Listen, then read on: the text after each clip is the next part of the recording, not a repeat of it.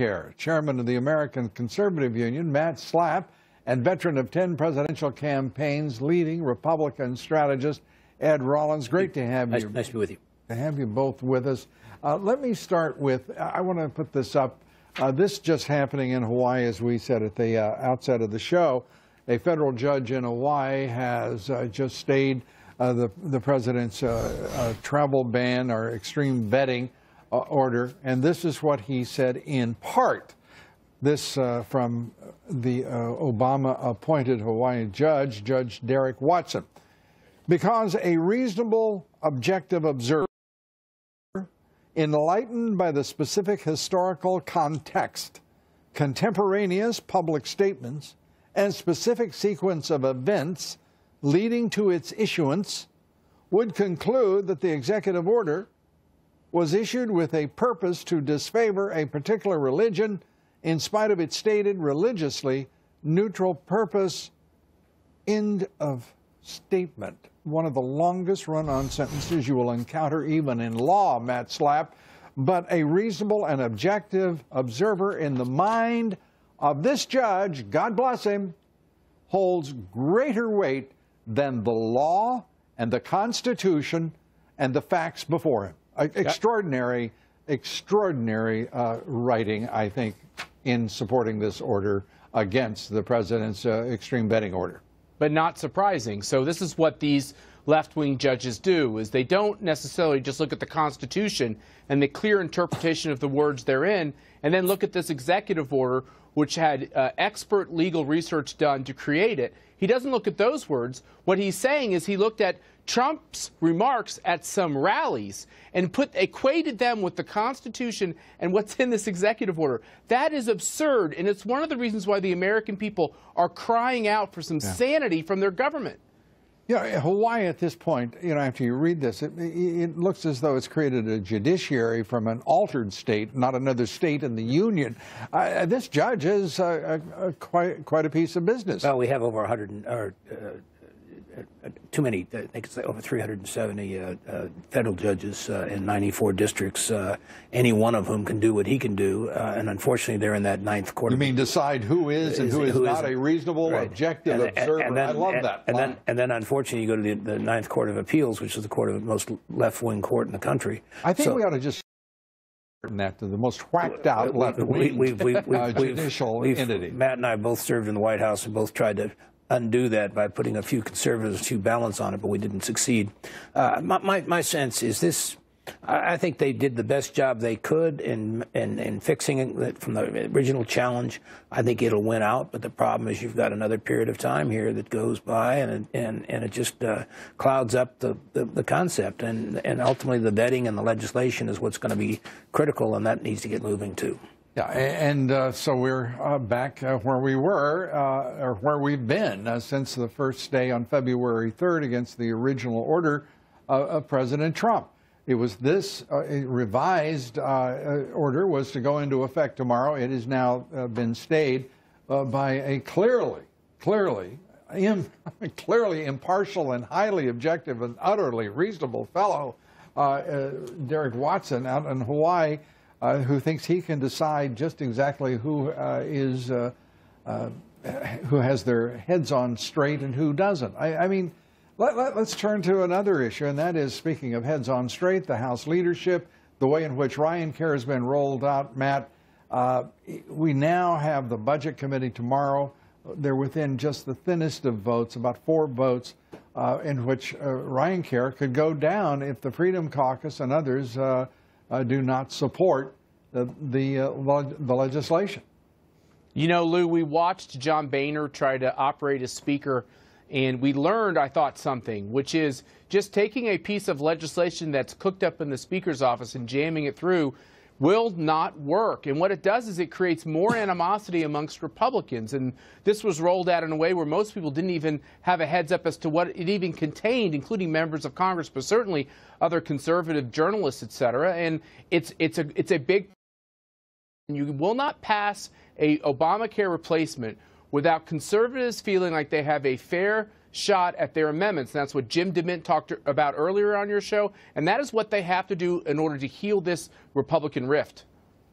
and then heal it, fix the bill, come to terms with whatever reality is. It seems like the leadership in the House, and I've got to say, I understand there are lots of extenuating circumstances like arcane parliamentary procedures and paths down which all of this legislation must pass.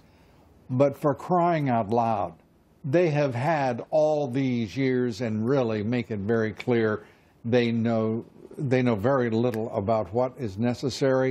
They had plenty of time to adjust to President Trump's demands that it create lower premiums, that it cover more people, that it create better health care in this country. Where do we head from here, in all likelihood, in your judgment, Ed? If you don't open this process up to where members of Congress, Republicans or Democrats, have the opportunity to amend it and to correct it, you're going to end up with a bad bill again, and you may fail and fail miserably. We're going to know that very quickly. We're doing what we condemned the Democrats for doing 7 years ago, and my sense is we need to fix this thing. There's a lot of smart people in Congress that ought to basically working on this bill, and at the end of the day, they ought to find something. They get 218 votes in the House and more votes in the Senate, 51 plus, and that they need to let this thing be worked. Let it be worked. These are people choosing not to work, and that's really one of the issues I want to address here. I want both of you to address it. This president is working 24/7, 7 days a week, week in and week out. He set a new standard in work ethics. Meanwhile, the House and the Senate, you would think you were watching a country club at which someone has a booking for every 3 days. They show, pitch somebody the keys to the car and then show up again 2 days later. This isn't a job for them. This is just it's a venue.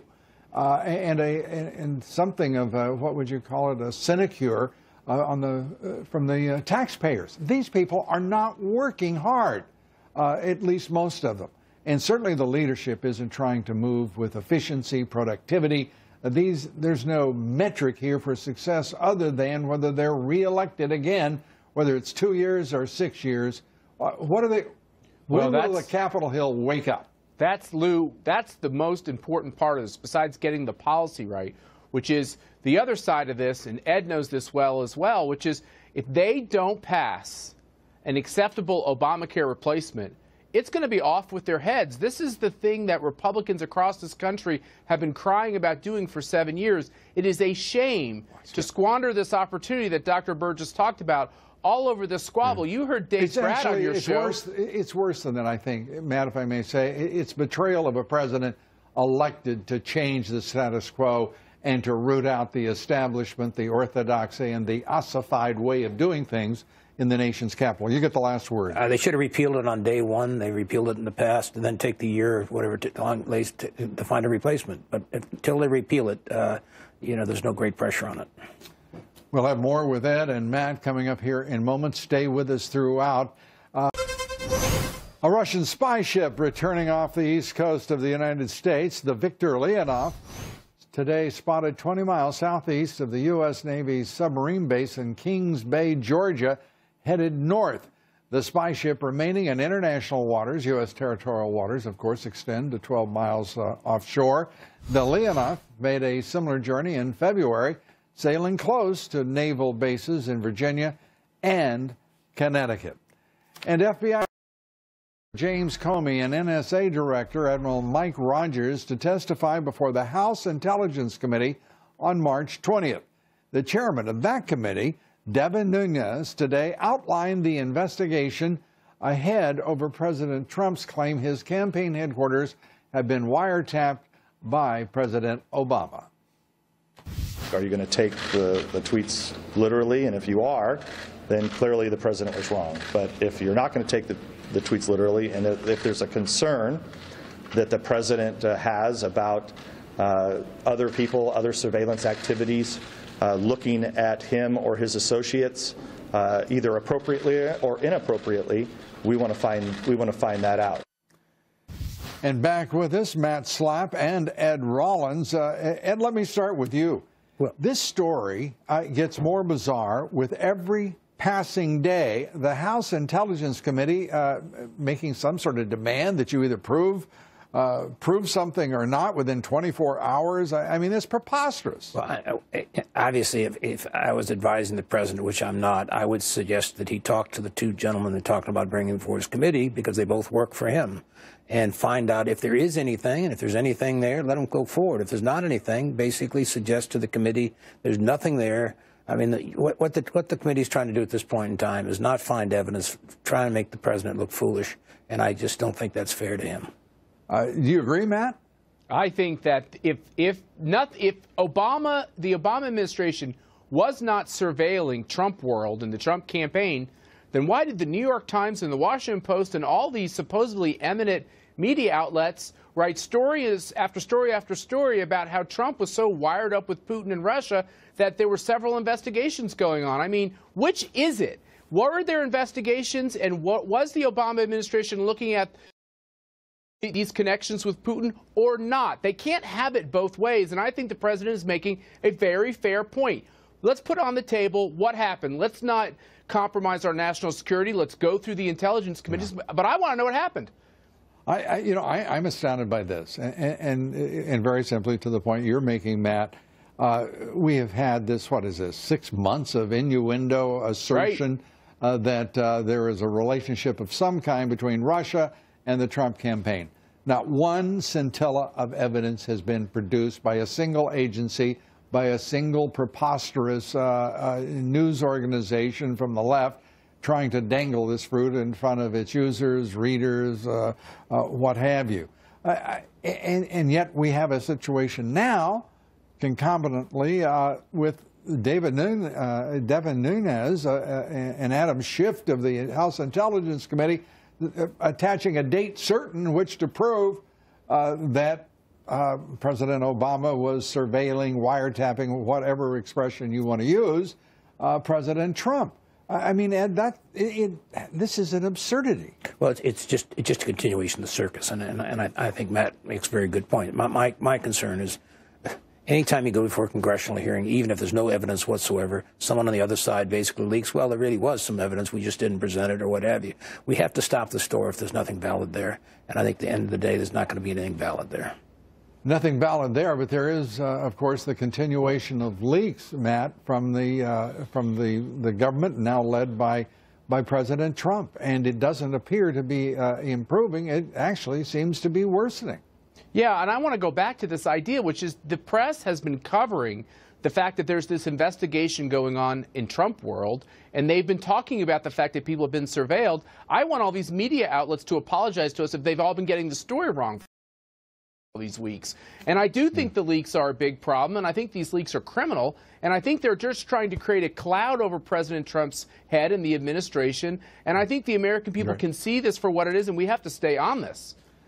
Ed, Matt, thank you both. We appreciate it. And by the way, that correction that you're looking for, Matt, look about page 33. It'll be in the lower left in agate type. Cold day in Hades, Matt. You and I both worked